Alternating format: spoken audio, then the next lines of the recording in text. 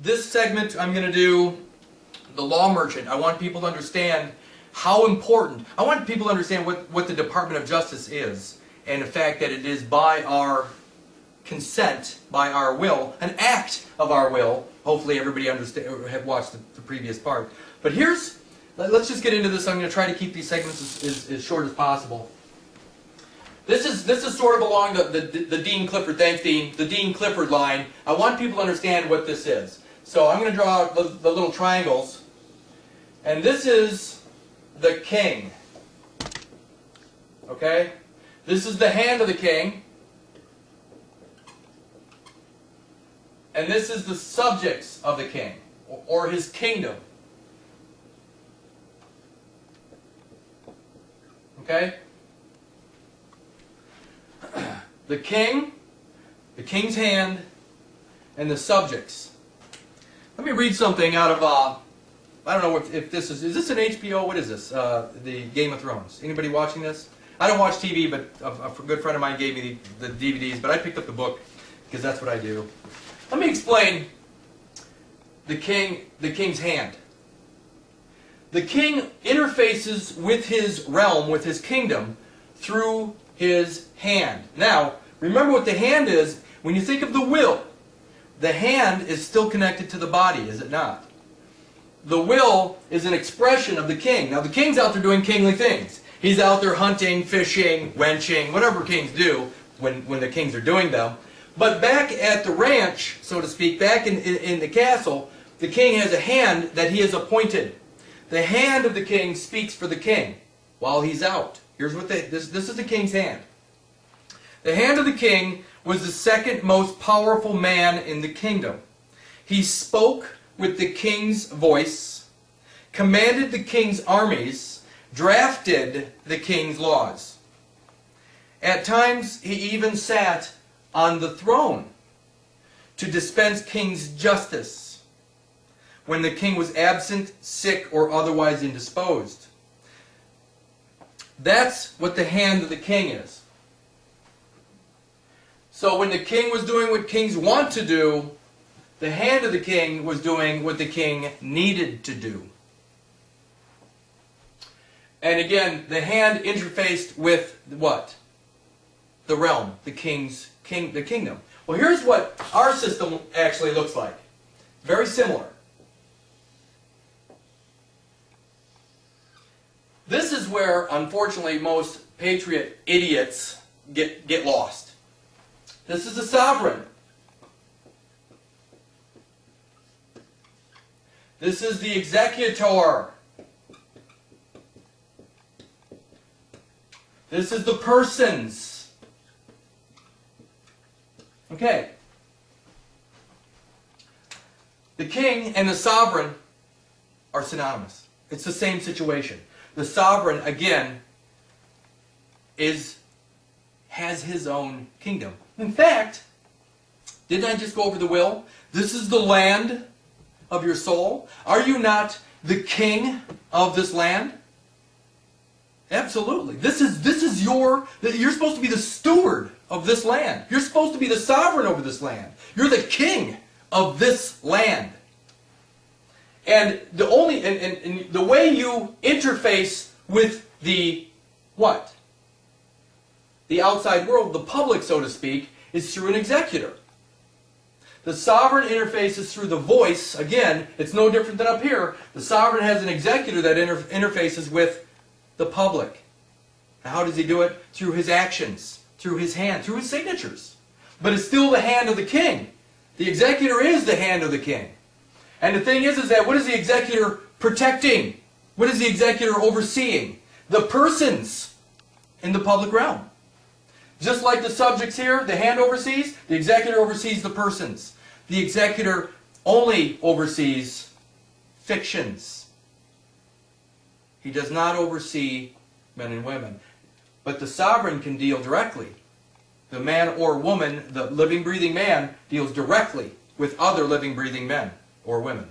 Does not deal through the executor with other men or women. This is where a handshake, land of the soul, hand of the soul, when the hand of the souls meet, that is called a contract. In their world, between an executor and their persons, it's called the law of contracts. It is not a contract as we know it. So when two sovereigns deal, they can actually go do deals directly by their hands, which are the lands of their soul. When you have to interface with the commercial realm or the public, you have to do it through signatures, through contracts, through forms. That's the only way it works. So again, these are basically, you could overlay this to this, and we're the kings of our existence. We need to start acting kingly. We need to start actually expressing ourselves as kings. Now here we go. This is going to be difficult for most people, but I said this is about the law merchant.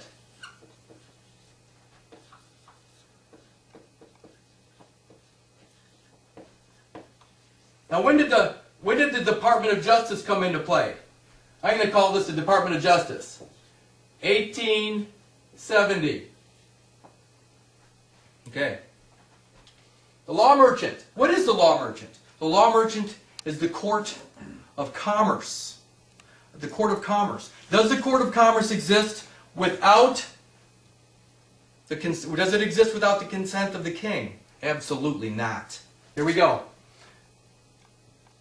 This line represents land. It represents the king's land. I'm going to say the kingdom of the sovereign or the king. Doesn't matter how you want to look at it. I prefer king because people actually, when they think of the word sovereign, they think of stupid things. Because there aren't any sovereigns. If you live under somebody's roof, are you a sovereign? No. If you're participating in the House of Congress, whether through voting or taking benefit, are you a sovereign? No. If you're using their currency to do whatever, are you a sovereign? Absolutely not. But let's get beyond that. Sorry, I was going off on a tangent. So this is the land. This is a realm. This is the king's realm. It's his land. And the king has his own what? The law. The king has his own law. And it's law. It's not legal. It's law. It's a system of law. It's his own system. It's whatever he wants it to be. So this is the king's land, and it has its own laws. You know what? Laws. We rule our own realms. And until we realize that, we're going to be in trouble. Here's what's interesting. Back in the 1000s, 1100s, 1200s, another system was created. Actually, it was probably around a lot longer than that, but I'm going to just go back there. Well, here's the thing. Let's go back to the times of the kings that we know of, the British kings, or what have you. In 1100, 1200, what would happen maybe once or twice a year? Vendors, merchants, commercial people would come into the realm, the kingdom, and walk upon the land of the king. This is the physical land now. They would come into the kingdom, and they would ask permission. They would get the consent of the king to do what? Set up their stores, set up their markets, set up their fairs. And so the king, if he wanted to, he would allow them to set up their fairs. Why wouldn't he? I mean, they brought in dinnerware, all maces, all kinds of fun things. Clothing, food, all different things from all over the world. So here, the king allows the vendor to set up his tent. That tent was where the vendors had to stay. But it was upon the king's land. Now this land had its own system of law. It's the king's law. But within this tent, this merchant tent,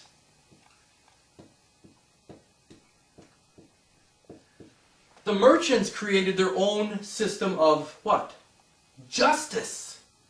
It's not law, it's justice. When you speak of justice, you're talking about merchants, commercial. Where the merchants themselves made decisions amongst themselves. So this is the law merchant system of justice. Isn't it funny? If you go into your own courtrooms and things like that now, they're not even calling the buildings. All the new buildings, aren't they justice centers? Where did the word law go? Where did the word law go? In fact, to go off on a tangent real quick, why is it that you can't find an attorney that is a lawyer? Why can't you find, in fact, all attorneys are what? At law. Because they only go up to the door of, in fact, think about it. All attorneys practice within the commercial system. For who? The Attorneys Guild, that's G-U-I-L-D, like I said earlier. So the attorneys only practice within their commercial justice law merchant system. All attorneys are a member of the bar, which is part of the Crown Temple, but all attorneys work within this tent, this commercial tent.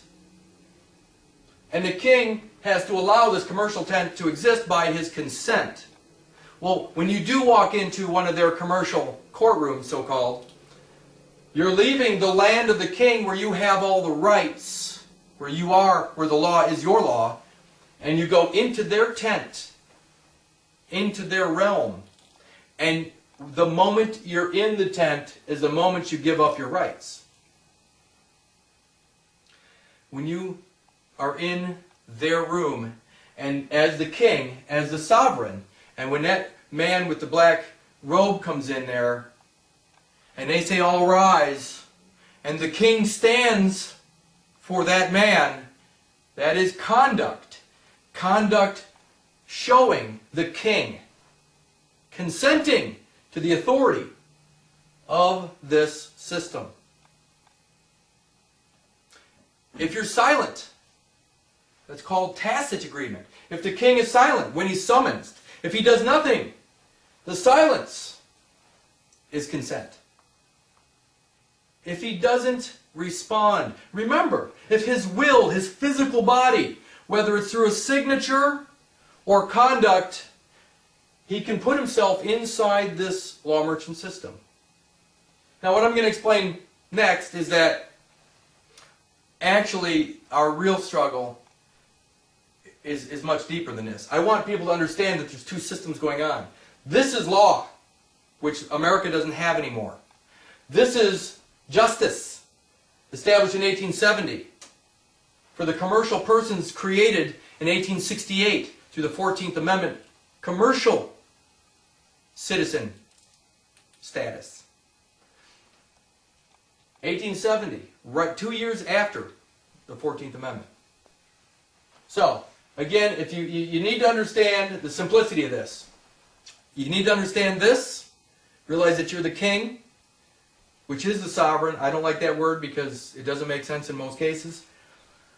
This is the land of the king where all of you people rule until you voice, or through your conduct or through an act of your will, create or allow or consent to this justice system known as the law merchant. Now, it's been around for a long time. So again, anybody have any questions real quick? Because this is important, but you need to know that the system, the Department of Justice, is not law. This is law, your law, your law, your law, everybody's law, until they do what? They consent to allow the merchants upon their land. And when that man in that black robe addresses you or calls you by a name to a person, which is a subject, once he does that, you're inside their private justice system. It's as simple as that. There are no laws in there. That's why it doesn't look like it. The common law is not in here. The common law is here. Well, remember too, though, that the common law is the king's law. It ain't your law. The king's law is, well, I'd say the King of England. It's British law. But nevertheless, the common law is outside of this tent. It's outside of this tent. It's still the king's law. So, sorry folks, if you're in there battling, talking about the Constitution or common law issues, they don't exist for us anymore. I'm going to leave you with this. The birth certificate or the certificate of live birth, automatically puts you into this position. That's what we're going to go talk about next. So I just want to, the thing is that we can't stop what's going on because the birth certificate automatically put us in this commercial tent, this justice system. In fact, the 14th Amendment, the 14th of 1868, made this Department of Justice law merchant system necessary because why? In 1862 they redefined person to a corporate status. In 1864 they defined the state to mean what? District of Columbia. They put all new persons inside the District of Columbia through the 14th Amendment, which is commercial realm, and the Department of Justice was put in place to oversee and act as the commercial system necessary. Because persons are commercial and commerce is adjudicated inside the merchant courtroom, not by the law of the land. Okay, I'm done with this one. Any questions real quick? How would you explain someone who maybe doesn't have a birth certificate or a certificate of live birth? Do they still fall into that tent? Sadly, yes. In 1933, which is about what, 4 generations ago? About every 20 years is a generation. In 1933, about 4 generations ago, that starting point, if your parents were married, they were civilly married, and civil marriage created a personhood status. Persons are in here. If you don't have a birth certificate or you were not born in a foundling hospital, which I explained earlier, you're still, because it's been 4 generations, you're probably still the product or issue, you're the product of a business relationship called mother and father. And because of that, a person was created or issued, and that issue called a birth certificate. Everybody has one, whether they want to believe it or not. The state doesn't give a rip about what you think or what you're trying to get out of. The state has an agenda. The state is the District of Columbia. The United States is the one that's actually making it happen through their commerce system. But yeah, there's no real, it's hard to say this, but there is nobody, it's been 4 generations. You know, you get captured by civil marriage, you get captured by signing up for a Social Security card, you get captured by working in their system. Every single one of these, what's that? Voting. Voting, yeah, registering to vote automatically put, in fact, that's an interesting thought, thank you. Registering to vote. Now I say in 1933, through the birth certificate, through the New Deal, they captured everybody and put them via commerce by tying or strapping this commercial, this franchise commercial U.S. citizenship. It's a corporate citizenship. It's not an Article, it's not an Article 4 citizenship. You know, through the Constitution, which is garbage too. But no. But in 1870, what else did they do? The 15th Amendment came in. So there's the 14th. The 15th Amendment was what? The right to vote.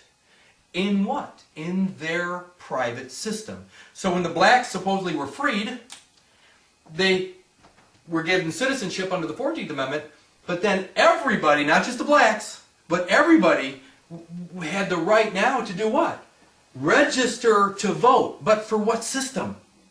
For the commercial system, the United States, well, the one that won the Civil War, because the North and the South, if you guys saw Season of Treason 1, you know that the North and the South were defeated by the bankers of the United States. The United States created this new system, which was what? A democracy that was outside of the republic, so-called. So what did you have to register to vote for? The legislative democracy that was established by the bankers. So did you ever have to register as a citizen to participate in the system prior to that? Absolutely not. So voters registration, the 15th Amendment, is what captured people right after, or in 1870. So we didn't have to wait until 1933 to be captured by the system. We volunteered into the system, this system, in 1870 with the 15th Amendment. And what they made us want to participate in their system through their lies and deception.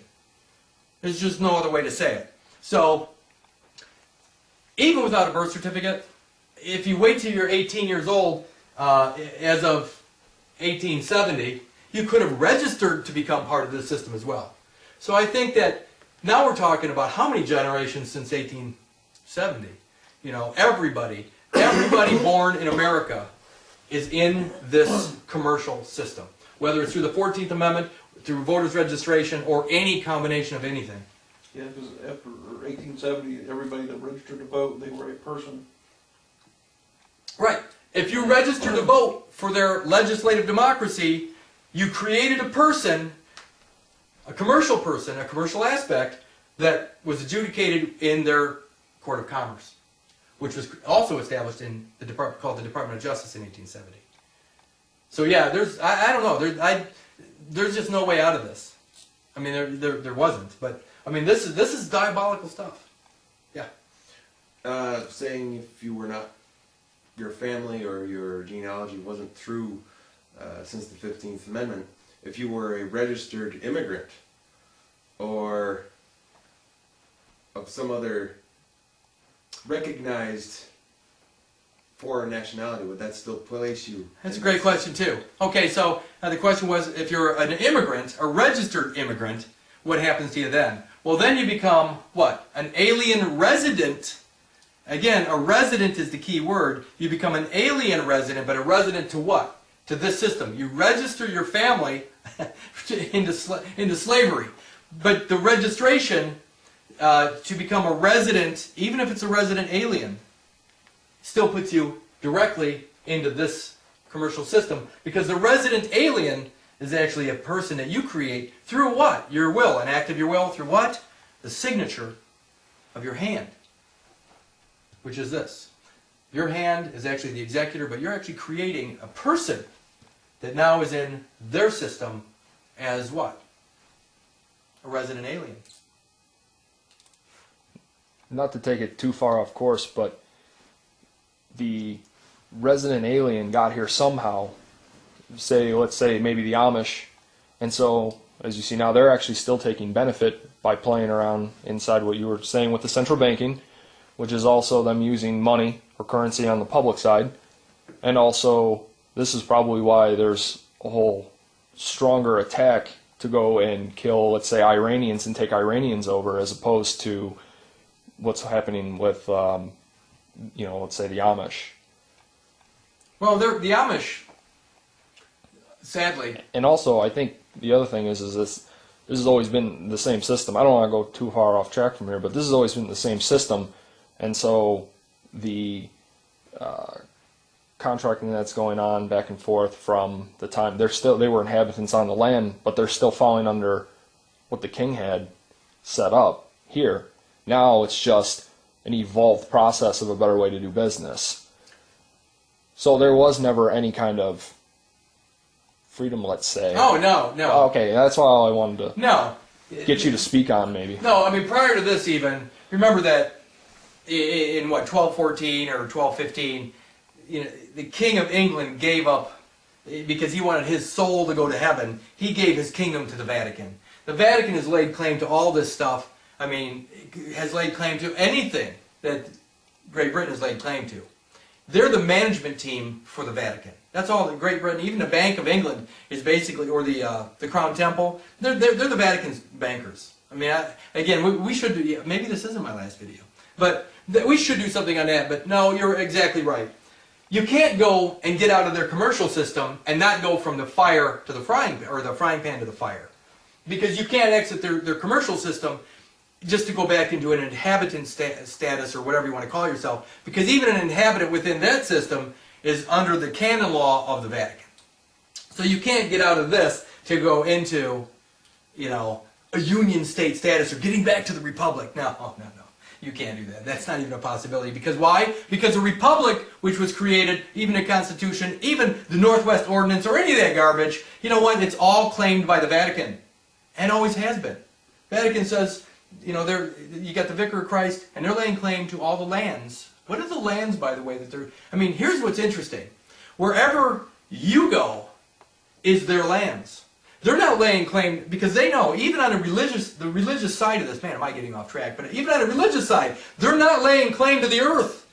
They're laying claim to your will and your testament. That is the land that they're laying claim to. So wherever you go to, I don't know, Ireland or England or Switzerland, wherever you are is the land the Vatican is laying claim to. It's not underfoot.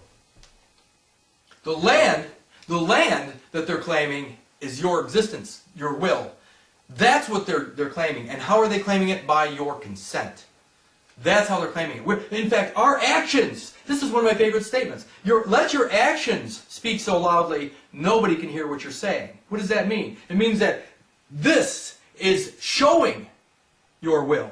I mean, the fact that you're not doing, I'm not voting, that's an act of my will. I'm not participating in the system. It's, voting, pulling that lever, doing anything through this is your will. Again, I'm getting off track on this, but yeah, absolutely. You can't get out of this and be free. You have to get out of this and not be part of even the Republic or anything, the Union States or any of that garbage, because all of that was established by either the Virginia Land Company, which was still claimed by the Vatican in 1214.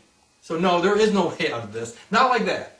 You gotta escape all of it. You gotta become this. You got to become this. You got to get outside of their society, outside of their house. You got to get outside of it in order to be free of it. So, what's next here? Yeah, this next one's going to be pretty big. So, yeah, let's just stop here for a minute.